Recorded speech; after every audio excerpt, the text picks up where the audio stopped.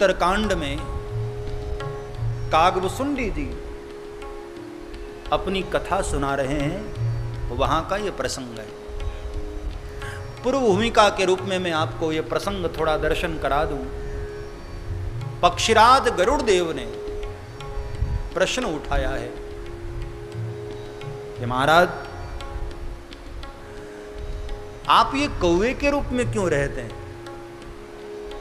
और एक दिन की घटना कथा में, सत्संग में उन्होंने कह दिया कि भगवान शंकर हरि के सेवक हैं, भगवान नारायण के सेवक हैं। ये बात जब मैंने सुना तो मेरे दिल पर चोट कर गई कि मैं जिनकी उपासना करता हूं, जिनकी आराधना करता हूं, वो हरि के सेवक। ऐसा जब मेरे गुरुदेव ने कहा तो मेरे दिल पर बड़ी चोट लगी और मैंने उस दिन से अभिमानवश अपने गुरु के अपमान करने का सोच लिया। अभिमानी था और अधम जाति में जन्मा था मैं, उस कारण मेरे मन में बहुत अभिमान रहता था। थोड़ा मंत्र इत्यादि जपने के बाद बहुत अभिमानी हो गया था मैं, और मैं मेरे गुरुदेव का समय समय पर अपमान करता रहता था। लेकिन मेरे गुरुदेव की बड़ी करुणा थी। मेरे गुरुदेव बड़े सरल चित्त, मेरे बार बार करने वाले अपमान को भी बुला देते थे, छोड़ देते थे। और एक दिन की घटना, मैं महाकाल के चरणों में बैठकर अपने गुरु के द्वारा दिया गया मंत्र जप रहा था और उसी समय संयोग बना, मेरे गुरुदेव का आगमन हुआ। मेरे भाई बहन, ये कितने सौभाग्य की बात है। गुरु ने जो मंत्र दिया है उस मंत्र को हम जपते रहो और उसी समय हमारे गुरुदेव का आगमन हो जाए। हाँ, जिनके द्वारा हमने मंत्र पाया है वो अनुष्ठान चल रहा हो और उसी समय हमारे गुरुदेव अनायास, किसी ने बुलाया न हो, किसी ने आमंत्रित न किया हो, और बगैर बताए बगैर बुलाए अनायास शिष्य के पास पहुंच जाए।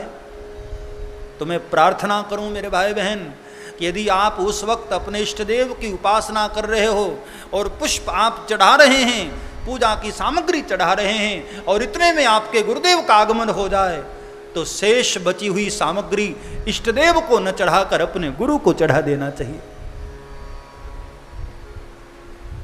गुरु गोविंद दो खड़े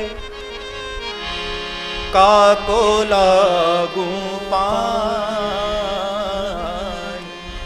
बलिहारी गुरु आपकी, जिन गोविंद दियो लखा।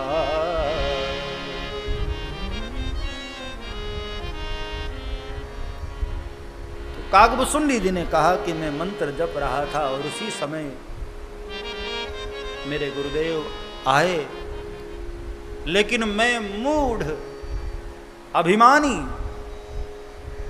अहंकार के कारण गुरुदेव को देखने के बाद भी अपनी आंख बंद कर लिया।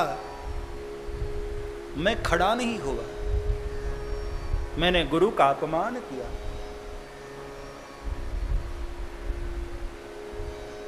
मुझे लगा कि मैं आंख बंद कर लूं तो मेरे गुरुदेव सोचेंगे कि शिष्य ने देखा नहीं है। मैंने आंख बंद कर लिया, अपने गुरु का अपमान किया। और गुरुदेव भी करीब करीब ये बात समझ चुके थे, लेकिन जैसे अक्सर मुझे क्षमा कर देते थे, उस दिन भी उन्होंने कुछ जवाब न दिया, क्षमा कर दिया। लेकिन कहते हैं भगवान शंकर से ये घटना बर्दाश्त न हुई। और बाबा तुलसी मानस में वर्णन करते हैं, उसी समय अचानक मंदिर में आकाशवाणी हुई। और बाबा वर्णन करते हैं, मंदिर में उसी समय आकाशवाणी हुई, अरे अभिमानी, अरे मूढ़, तेरे गुरु ने तुझे क्षमा कर दिया हो भले, लेकिन मैं तुझे दंड न दूं तो वेद की वाणी मृषा हो जाएगी। और उसी समय बाबा तुलसी कहते हैं, भगवान शंकर ने नाराज होकर उसी समय आकाशवाणी करते हुए कह दिया कि रे दुष्ट, एक खल, अभिमानी, मूढ़, इतना बड़ा अभिमानी हो गया, तेरे गुरु के आने पर भी तू जानबूझकर खड़ा नहीं हुआ। मैं तुझे यदि दंड ना दूं तो मेरा वेद का मार्ग भ्रष्ट हो जाएगा। और कहते हैं भगवान शंकर कुपित हो गए और क्रोध में आकर भगवान शंकर ने भयंकर श्राप दे दिया कि कई जन्मों तक, जन्म जन्मांतर तक पापी तो नीच योनि को प्राप्त हो, अजगर बनकर, सर्प बनकर दुख पाएगा तू। न जाने क्या क्या श्राप दे दिया भोलेनाथ ने, बहुत नारा। और एक बात मैं आपको बताऊं, यहां गुरु की महिमा को भगवान शंकर ने और बढ़ा दिया। एक तरफ क्रोध भी किया और दूसरी तरफ दिखाया भी कि तेरे गुरु ने साधना करते करते मुझे भी पीछे छोड़ दिया। तेरे बार बार अपमान करने पर भी तेरे गुरु को क्रोध नहीं आया, लेकिन मुझे क्रोध आ गया। तेरे गुरुदेव ने भले ही क्रोध पर काबू पा लिया हो, मुझसे आगे बढ़ गए। गुरु की महिमा मानो बढ़ा दी भोलेनाथ ने। और जैसे ही श्राप दिया, कागभूषुंडी जी कहते हैं, हे खगराज, हे पक्षीराज, उस वक्त हाहाकार मचा। मेरे गुरुदेव एकदम कंपित हो गए और कहा, नहीं गुरुदेव, नहीं नहीं प्रभु, मेरे शिष्य को श्राप मत दीजिए,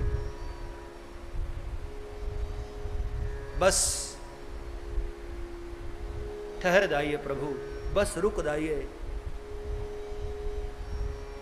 बालक है, नादान है। और बाबा तुलसी उस वक्त वर्णन करते हैं, हाहाकार कीन्ह गुरु दारुण सुनी शिव शाप, कंपित मोहि विलोकियति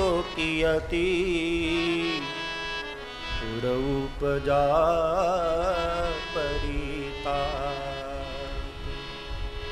अचानक गुरुदेव बोल पड़े, बस मालिक अब रहने दीजिए, ठहरिए महाराज।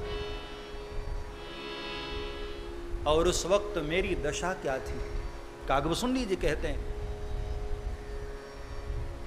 श्राप सुनकर, घोर श्राप सुनकर मैं कांप रहा था, डर के मारे कंपित हो रहा था। मेरे गात्र शिथिल हो रहे थे, मेरे हाथ पांव कांप रहे थे, मेरा हृदय कंपित हुआ जा रहा था।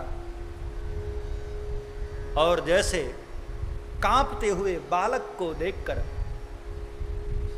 मां के आंख में अश्रु भराए, उस वक्त मेरे गुरुदेव ने मुझे देखा और उनके नेत्र सजल हो गए।